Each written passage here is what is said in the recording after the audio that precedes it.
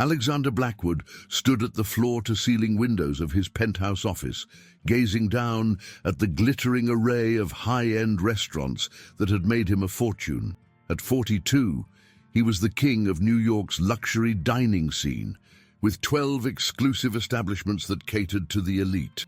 Each reservation was a coveted prize, each table a status symbol. But beneath the polished surface, trouble was brewing.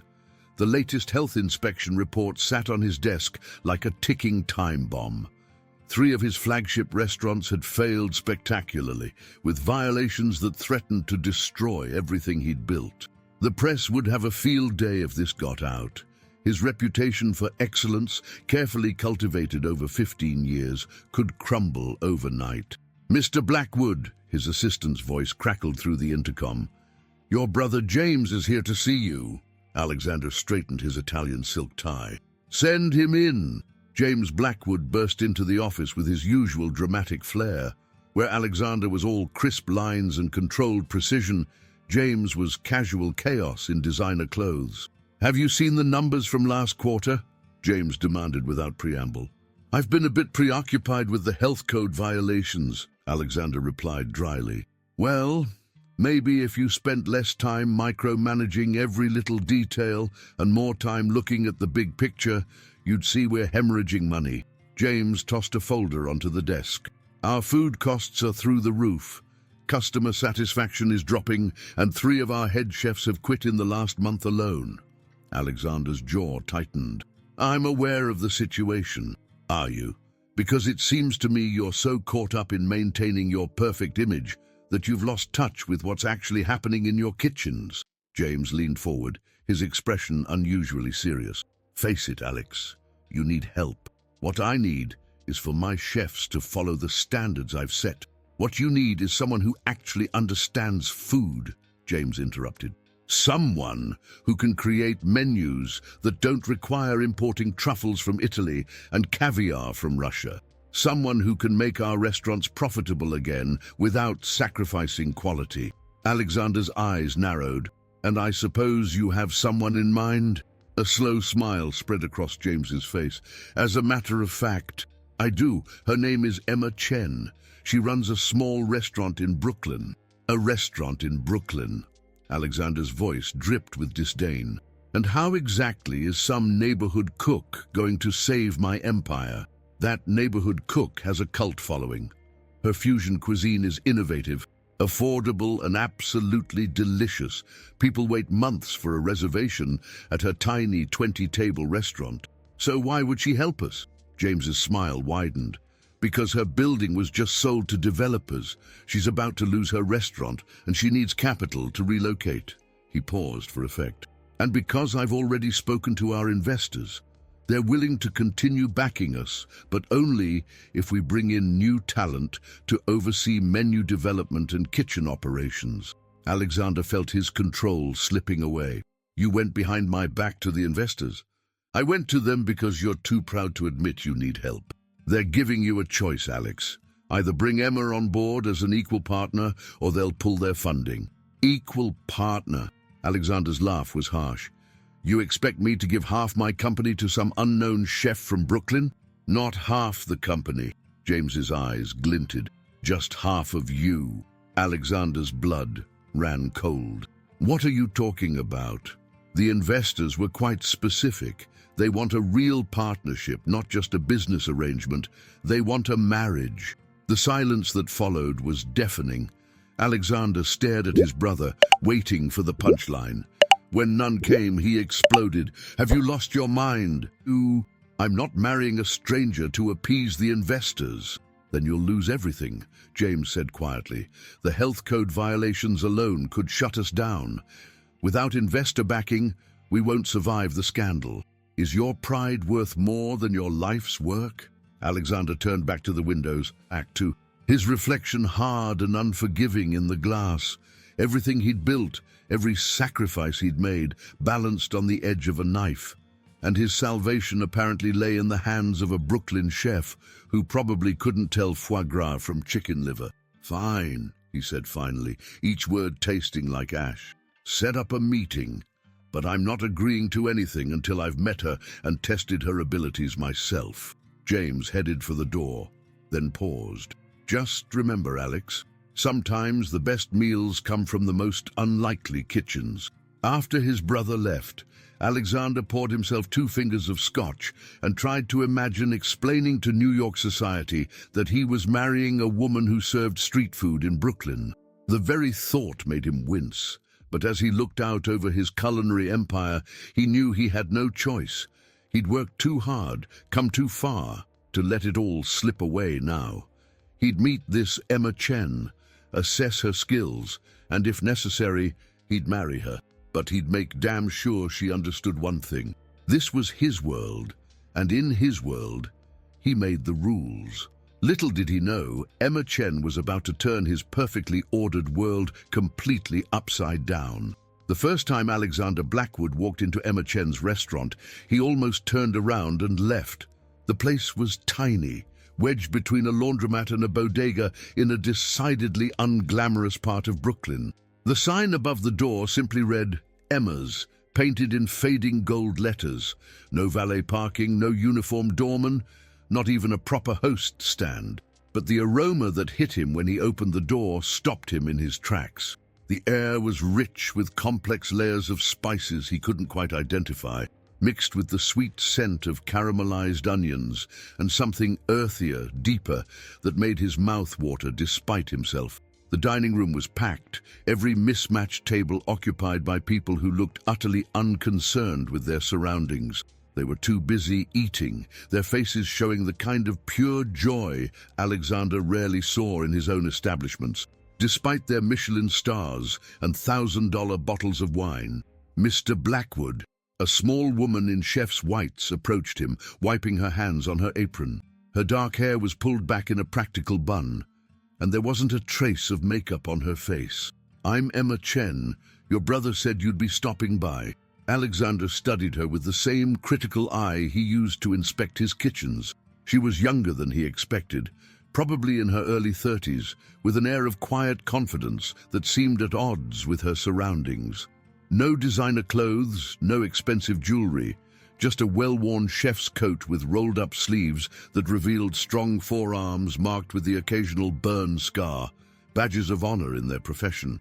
"Ms. Chen," he extended his hand, noting her firm grip. "I must admit this is not what I expected." A slight smile tugged at her lips. "Let me guess. You were thinking white tablecloths, crystal chandeliers, waiters in bow ties, something like that. Well, you're in luck. I'm about to close for lunch service. Why don't you join me in the kitchen? We can talk while I prep for dinner." Before he could object, she was leading him through the dining room. Several customers called out greetings as she passed, which she returned with genuine warmth. Alexander felt distinctly out of place in his $3,000 suit. The kitchen was even smaller than the dining room, but it hummed with the kind of efficient energy he recognized from his own best establishments.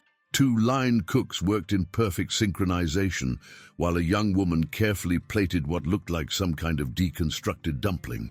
"Maria, can you handle the last few tickets?" Emma asked. "I need to have a chat with Mr. Blackwood."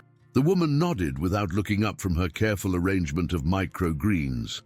Emma led Alexander to a small prep station in the corner, where she immediately began chopping vegetables with practiced precision. "So," she said, her knife moving in a steady rhythm, "your brother tells me you're having some problems with your restaurants." Alexander bristled at her directness. "We're experiencing some temporary setbacks. Nothing that can't be handled with the right adjustments." "Temporary setbacks?" Emma's knife paused.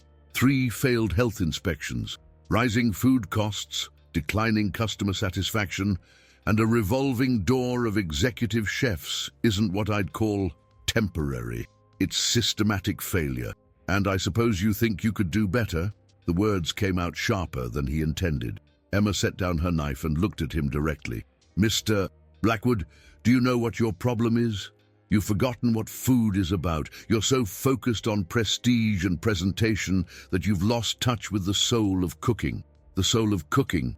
Alexander couldn't keep the mockery from his voice. "I run some of the most successful restaurants in New York. You run some of the most expensive restaurants in New York, she corrected.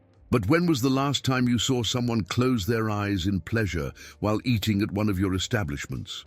When was the last time a customer told you that your food reminded them of home, of love, of moments that matter? She turned to a pot simmering on the stove, lifting the lid to release a cloud of fragrant steam.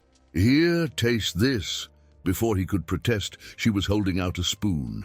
The soup was a deep, rich brown, dotted with tender pieces of meat and vegetables. Against his better judgment, he tasted it. The flavor exploded on his tongue, complex layers of beef and aromatics, with an underlying warmth that spread through his chest. It was comfort and luxury all at once, familiar yet entirely new. He couldn't stop himself from closing his eyes. When he opened them, Emma was watching him with that same quiet confidence. That's what I'm talking about. That moment right there. That's what your restaurants are missing. What is it? He asked, trying to identify the spices. My grandmother's beef noodle soup. Well, my version of it. I use better quality beef than she could afford, and I've adjusted the spice blend, but the soul of her recipe is still there. Every bowl tells a story. She turned back to her vegetables. Your brother told me about the marriage proposal from your investors. I'm not interested in being anyone's trophy wife, Mr. Blackwood, but I am interested in saving good restaurants from becoming soulless money pits. And you think you can save mine? I think together we might be able to create something special, but it would have to be a true partnership. I won't be your subordinate or your puppet. Alexander watched her work. Noting the easy authority she commanded in her kitchen, the respect her staff showed her, without any of the fear he often saw in his own establishments. Despite himself, he was intrigued. The investors are insisting on marriage, he said carefully. A business partnership isn't enough. Emma's hands stilled again. Yes, James explained their terms. They want a story. The successful but soulless restaurant mogul and the humble chef who teaches him to love food again. It's ridiculous, of course. Completely ridiculous. Alexander agreed, even as he found himself wondering what other culinary secrets she might be hiding in this tiny kitchen. But sometimes ridiculous things work out. She met his eyes again. I'll agree to the marriage on 3 conditions. First, I maintain complete creative control over menu development across all restaurants. Second, I keep this place running as is.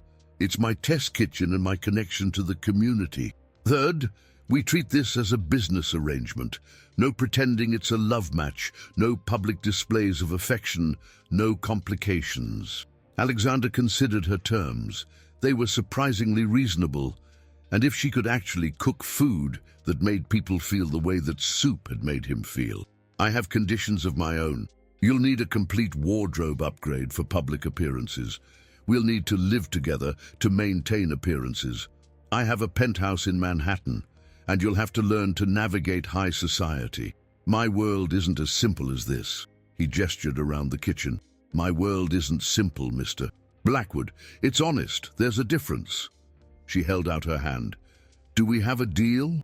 Alexander looked at her outstretched hand, remembering the taste of that soup, thinking of his failing restaurants and impatient investors. He took her hand. We have a deal, but I want to taste more of your cooking before we make any announcements. A genuine smile spread across her face, transforming her from merely pretty to striking. Clear your schedule for dinner, then. I'll show you exactly what I can do. As Alexander watched her return to her prep work, he couldn't shake the feeling that he'd just made either the best or worst decision of his life. Only time would tell which it would be. The wedding was as minimal as Alexander would allow.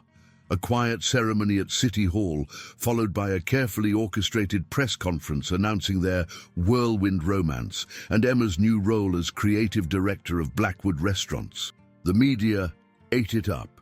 The successful restaurateur falling for the talented but humble chef.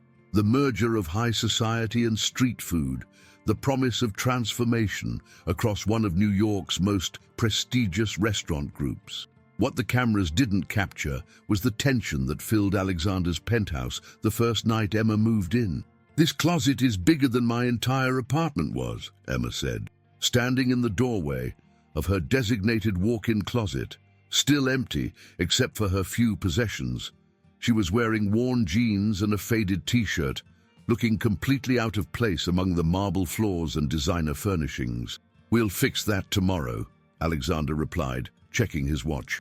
"The personal shopper will be here at 9. We need to build you a proper wardrobe before the investors' gala next week." Emma's expression hardened. "I have more important things to do tomorrow. I need to start auditing your kitchens, reviewing supplier contracts, and meeting with your current chefs. The gala is non-negotiable. These people are investing millions in our success. They need to see that you can fit into this world. These people," Emma countered, "are investing in our ability to turn your restaurants around, which I can't do if I'm spending my days playing dress-up." Their eyes met in a silent battle of wills. Finally, Alexander sighed. "Fine, we'll do the shopping in the evening, but I expect you to take it seriously. Your appearance reflects on both of us now." Emma's response was cut off by the arrival of Alexander's housekeeper, Mrs. Rodriguez, with dinner. "Your usual, Mr. Blackwood," she said, setting down a plate of perfectly grilled salmon with asparagus. Emma stared at the plate. "This is what you eat at home? What's wrong with it?" Instead of answering, Emma turned to Mrs. Rodriguez. "Would you mind if I use the kitchen?" The housekeeper looked uncertainly at Alexander, who nodded despite himself. He was curious what Emma would do. 20 minutes later, the smell of garlic and ginger filled the apartment. Emma emerged from the kitchen with 2 bowls of something that made Alexander's mouth water involuntarily. "This," she said, setting a bowl in front of him, "is proper comfort food." The dish looked deceptively simple. Tender pieces of salmon in a fragrant broth with perfectly cooked vegetables and udon noodles. But the first bite made Alexander close his eyes. The flavors were perfectly balanced, the broth rich and satisfying without being heavy. It was the same salmon he ate every Monday, transformed into something entirely new. "How did you do this?" he asked between bites. "I used what was in your kitchen, plus a few basic ingredients every kitchen should have. The trick is knowing how to layer flavors, how to make ingredients work together instead of just existing side by side." She watched him eat with satisfaction. "Food should be more than fuel, Alexander. It should tell a story, create a moment." He looked up at the use of his first name. She'd been strictly formal until now. "And what story does this tell? That sometimes the simplest things, treated with care and respect, can become extraordinary." She met his eyes. "Like restaurants." The double meaning wasn't lost on him. Over the next few days, Alexander watched as Emma began her systematic evaluation of his restaurant empire. She was thorough and uncompromising, spending hours in each kitchen, tasting every dish, questioning every process. She spoke to line cooks and dishwashers with the same respect she showed to executive chefs, and they responded with an openness he'd never seen before. The problems she uncovered were worse than he'd imagined. Suppliers overcharging for mediocre ingredients, chefs cutting corners to maintain impossible standards, staff morale at an all-time low. "Your restaurants are running on fear," she told him one evening, spreading papers across his home office desk. "Everyone's so afraid of making a mistake, of not meeting your standards, that they've stopped taking any pride in their work. They're just going through the motions." "My standards are what built this company," he defended. "Your standards are crushing innovation and joy out of your kitchens." She pulled out a stack of menu cards. "Look at these. Every restaurant has virtually the same menu, just with different fancy names and astronomical prices. There's no personality, no soul. You're selling status, not food." He wanted to argue, but the evidence was hard to ignore. Customer reviews increasingly used words like predictable and overpriced. Even his most loyal patrons were starting to drift away. "So, what do you suggest?" Emma's eyes lit up. "Let each restaurant develop its own identity, keep the luxury positioning, but make it meaningful. Let your chefs create dishes they're passionate about. Build menus around stories, not just expensive ingredients." She pulled out her laptop and showed him mock-ups of new menu concepts. Traditional French classics reimagined with local ingredients, Asian fusion that honored tradition while embracing innovation, farm-to-table taken to new heights of sophistication. And the costs, he asked, always practical. Will actually go down, she said confidently. We'll source better but smarter, waste less, and inspire more creativity from our teams. Happy chefs make better food, Alexander. And better food brings more customers. He studied her as she explained her vision, noting the passion in her voice, the quick intelligence in her eyes. She was transforming before him from an obligation into something else, a true partner. Perhaps even... The thought was interrupted by a call from James. When Alexander hung up, his face was grim. "What's wrong?" Emma asked. "The health department is doing surprise re-inspections of all our restaurants tomorrow. If we fail again..." Emma was already reaching for her phone. "Call your executive chefs. Get them all to the metropolitan location in an hour. That's our flagship, right? We'll start there and work through the night if we have to. You can't possibly..." "Watch me." Her eyes blazed with determination. "This is what I do, Alexander. I fix kitchens. Now are you going to help me or just stand there looking worried?" For the first time in their marriage of convenience, Alexander felt something shift between them. This wasn't just about business anymore. This was about trust, about partnership, about... He reached for his own phone. "I'll make the calls." The night that followed would change everything between them, though neither knew it yet.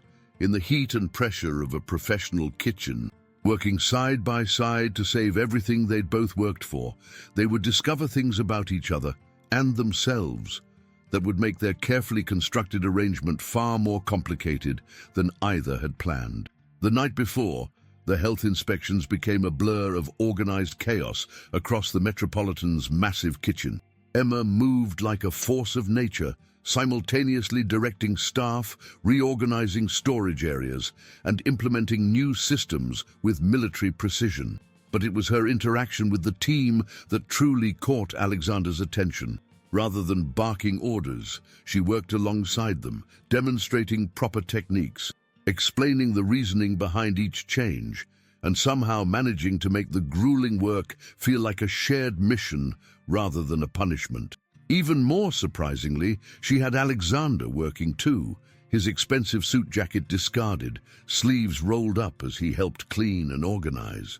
"You actually know your way around a kitchen," she remarked, watching him demonstrate proper knife handling to a young prep cook. "I started as a dishwasher," he admitted, something he hadn't told anyone in years.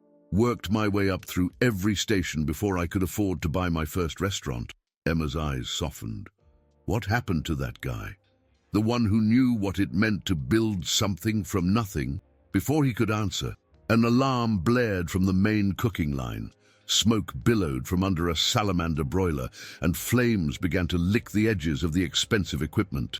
Without hesitation, Emma grabbed a fire extinguisher and rushed forward, but Alexander was faster. He reached under the broiler, shut off the gas line, and used a heavy towel to smother the flames before they could trigger the sprinkler system.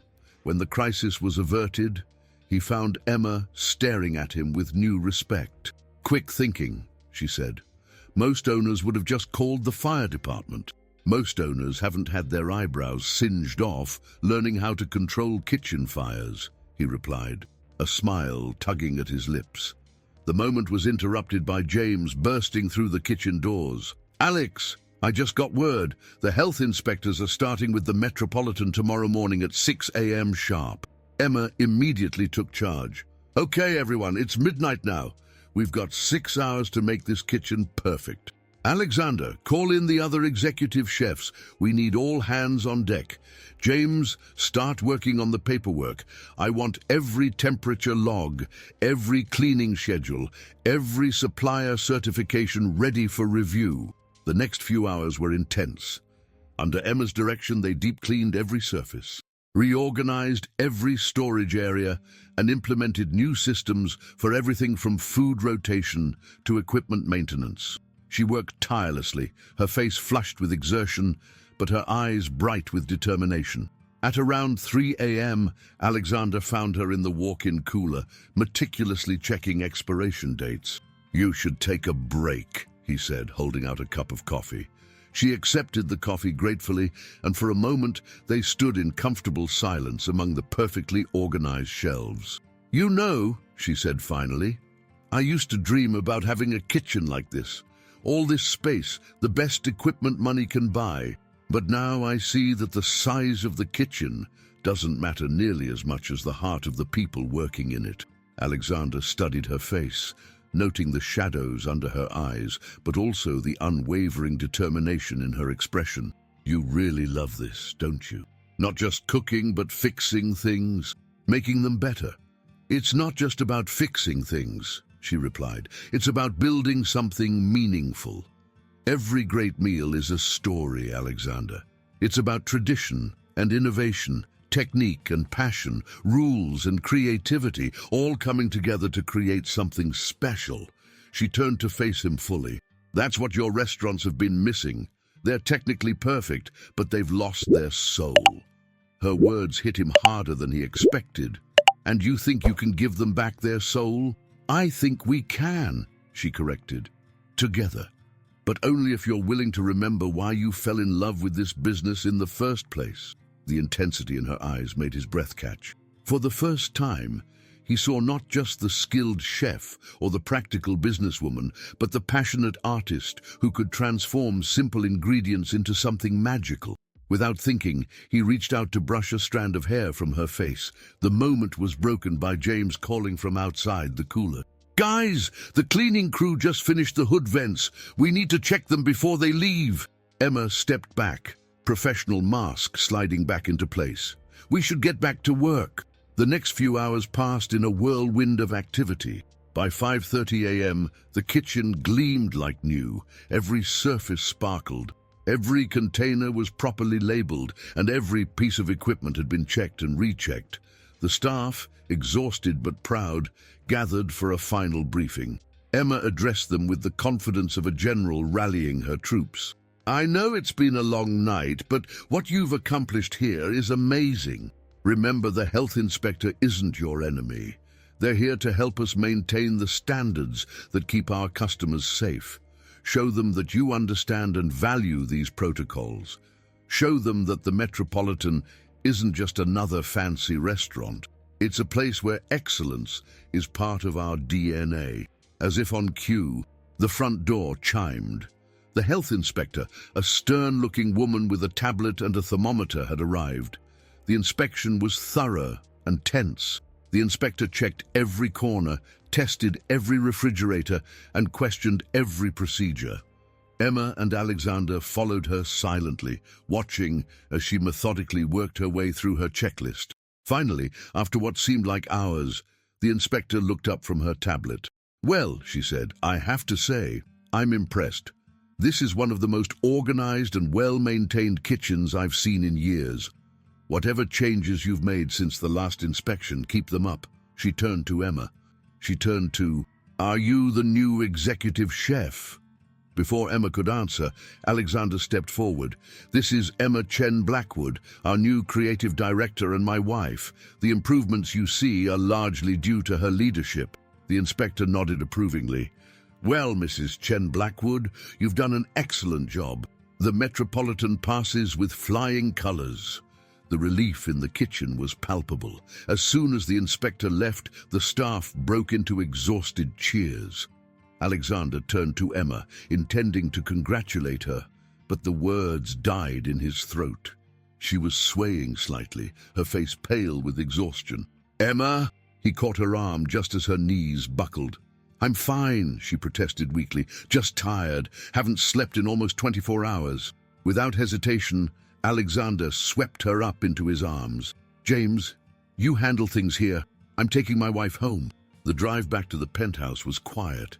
Emma half asleep against his shoulder in the back of his private car. Alexander found himself watching her, noticing how vulnerable she looked in sleep, how different from the fierce commander who had taken charge of his kitchen just hours before. When they arrived home, she roused enough to walk to the elevator, but she was leaning heavily against him. In the penthouse, He led her not to her separate bedroom, but to his master suite with its more comfortable bed. "Alexander?" she mumbled as he helped her lie down. "Yes, thank you for trusting me. With your kitchen, with everything." He pulled the covers over her and found himself brushing her hair back from her face again. This time, there was no one to interrupt the gesture. "Thank you for reminding me what it means to really care about something." She was already asleep, but something in his chest tightened as he watched her. The marriage might have started as a business arrangement, but standing there watching her sleep, Alexander Blackwood realized he was in serious danger of it becoming something much more complicated. As he turned to leave, his phone buzzed with a message from James. "Health inspector just arrived at the downtown location. She's asking for Emma." Alexander looked back at his sleeping wife, then texted back, "Handle it. I'll wake her in a few hours. She needs rest." For the first time in his career, Alexander Blackwood was putting someone else's needs before his business. And strangely, it didn't feel like weakness at all. It felt like the beginning of something new, something both terrifying and exhilarating. In the weeks that followed the successful health inspections, Alexander watched in amazement as Emma transformed his restaurants one by one. Each establishment developed its own unique identity while maintaining the high standards that had made the Blackwood name synonymous with excellence. But more than that, she was transforming the culture itself. The downtown location became a showcase for modern American cuisine with global influences, its menu celebrating local ingredients with sophisticated technique. The Upper East Side restaurant embraced its French roots but with innovative twists that brought new energy to classic dishes. Each location found its voice, its story, its soul. But it was Emma herself who fascinated him most. He found himself looking forward to their evening debriefings, which had evolved from formal business meetings into comfortable conversations over meals she insisted on cooking herself. She had turned his sterile penthouse kitchen into a warm, lived-in space filled with the aromas of her experiments and innovations. One evening, he came home to find her surrounded by papers and sample menus, muttering to herself as she stirred something that filled the apartment with an intoxicating aroma. "Rough day?" he asked, loosening his tie. "The investors want to see the final menu proposals for all 12 restaurants by next week," she said without looking up. "And the downtown location's new chef is pushing back on the seasonal rotation concept, and the supplier for the Upper East Side is trying to raise prices again, and—" She broke off as a timer dinged. "Can you watch this for a minute? Just stir it gently." Before he could protest, she had thrust the wooden spoon into his hand. Alexander found himself standing over a pot of something rich and fragrant, carefully stirring, as instructed. The domestic intimacy of the moment struck him suddenly. How natural it felt to be here with her, how right. "You know," Emma said, returning with a stack of papers, "for someone who claims to be just a businessman now, you're surprisingly good at this." She tasted the sauce over his shoulder, her body brushing against his back. "Perfect. You haven't lost your touch at all." The praise warmed him more than it should have. "I told you. I started in the kitchen." "Yes, but why did you stop?" She moved to the counter, beginning to plate what turned out to be a sophisticated take on beef bourguignon. "You obviously loved it once. I can see it when you're in the kitchens now, the way you notice things, the way you understand what's happening. Why did you distance yourself from it?" Alexander was quiet for a long moment, watching her work. "After my first restaurant became successful, everyone told me I needed to think bigger, that I couldn't be a real restaurateur if I was still cooking, that the only way to grow was to remove myself from the day-to-day operations." He accepted the plate she handed him. "Eventually, I started to believe them." "And now?" Emma asked softly. "Now," he took a bite of the food, closing his eyes at the perfect balance of flavors. "Now I'm watching you resurrect everything I loved about this business, and I'm wondering if I made the right choice." Emma set down her fork, studying him intently. "It's not too late to choose differently." The weight of her words hung between them. They both knew she wasn't just talking about cooking anymore. The moment was interrupted by his phone ringing. James, with news that would change everything again. "The downtown location's chef just quit," James announced without preamble. "Walked out in the middle of dinner service, taking half the kitchen staff with him." Emma was already moving, gathering her things. "We need to get down there." "No," Alexander said firmly, making a decision. "I'll handle it." Both Emma and James fell silent in surprise. "Alex," James started, "are you sure?" "I'm sure." "Emma, you have enough on your plate with the investor presentations. I started in kitchens. It's time I remembered what that means." He changed quickly into clothes more suitable for kitchen work, clothes he hadn't worn in years, but had kept without really knowing why. Emma caught his arm as he headed for the door. "Alexander, that kitchen is in crisis. Are you sure you don't want me to—" He cut her off by doing something he'd never done before. He kissed her. It wasn't part of their arrangement, wasn't planned or calculated. It was pure impulse, born of weeks of watching her passion and dedication, of rediscovering his own love for the work through her eyes. When he pulled back, she looked stunned. "What was that for?" "For reminding me who I am," he said simply, then headed for the door, leaving her staring after him. The downtown location was in chaos when he arrived. The dining room was full of increasingly impatient customers, and the remaining kitchen staff looked shell-shocked. James was there trying to manage the situation, but Alexander walked past him straight into the kitchen. He took off his jacket, rolled up his sleeves, and addressed the nervous staff. "I know most of you have never seen me actually work in a kitchen," he began. "That changes tonight. We have a full house of customers who deserve the best we can give them. Who's with me?" For a moment, no one moved. Then Maria, one of the line cooks who had been there for years, stepped forward. "I'm with you, Mr. Blackwood." One by one, the others joined in. Alexander took his place on the line, and for the first time in over a decade, he cooked. Every technique, every timing, every detail came flooding back. He called orders, expedited plates, and worked seamlessly with his team. The kitchen that had been in chaos found its rhythm again. Hours later, when the last customer had been served and the kitchen was clean, Alexander gathered his exhausted but proud staff. "What happened tonight wasn't just about getting through service," he told them. "It was about remembering what matters in this business. It's not about fancy titles or expensive ingredients. It's about passion, teamwork, and the joy of creating something special for every guest who trusts us with their evening." He looked at each of them in turn. "I've been running this company from behind a desk for too long. That changes now. Each of you will have the opportunity to learn, to grow, to create. We're going to build something extraordinary together." When he finally returned to the penthouse, it was nearly dawn. He found Emma asleep on the couch, surrounded by menu proposals and spreadsheets. She stirred as he entered. "How bad was it?" she asked sleepily. "It was exactly what I needed." He sat beside her.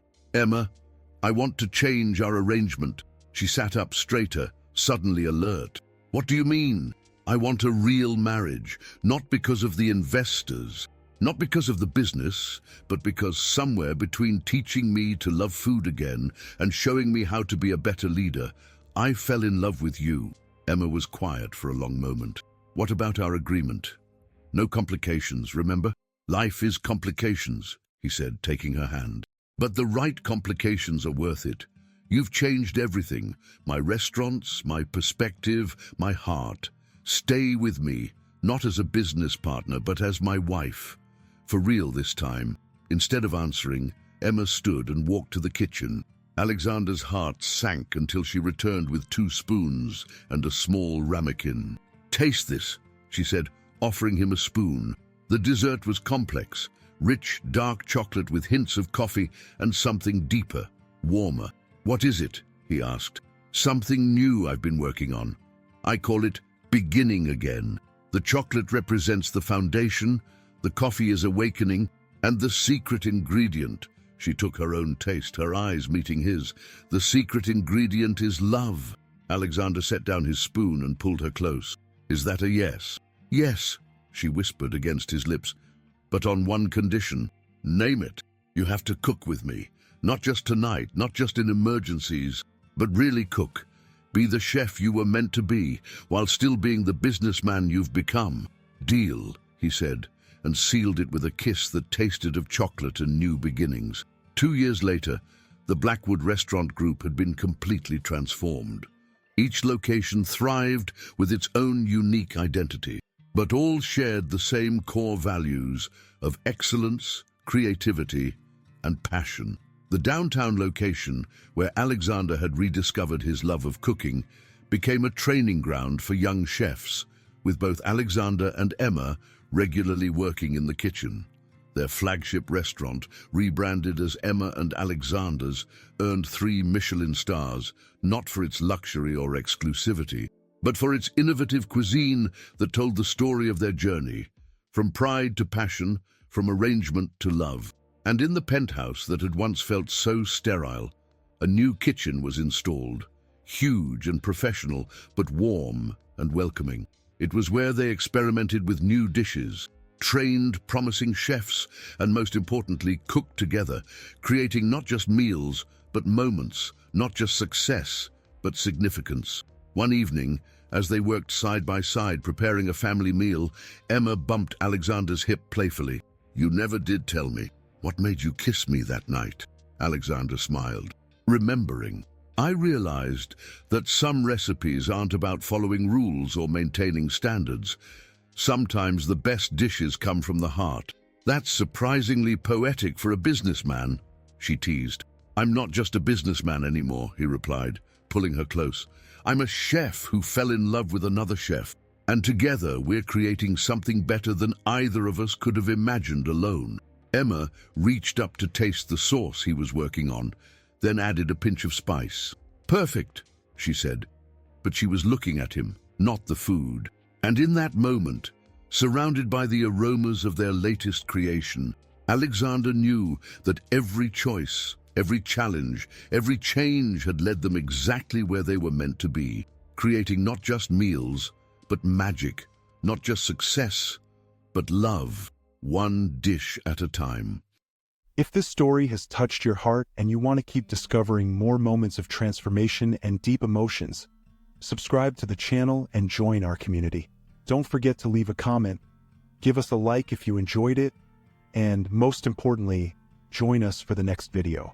Each story is a doorway to a new perspective, and together, we're creating a space to reflect and connect with experiences that truly matter.